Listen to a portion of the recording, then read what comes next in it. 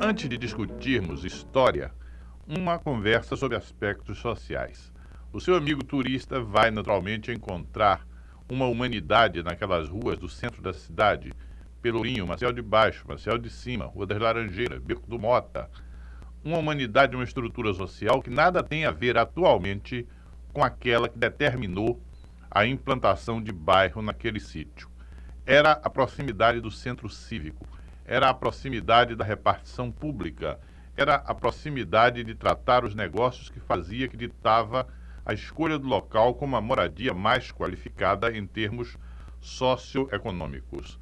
Há testemunhos perfeitamente visíveis, alguns inclusive já recuperados nesta campanha de restauração do Pelourinho, que podem ser vistos agora nas suas cores, nas suas sacadas, nas suas escadas, nos seus pisos, reentregues a um uso mais consentâneo com a importância daqueles imóveis.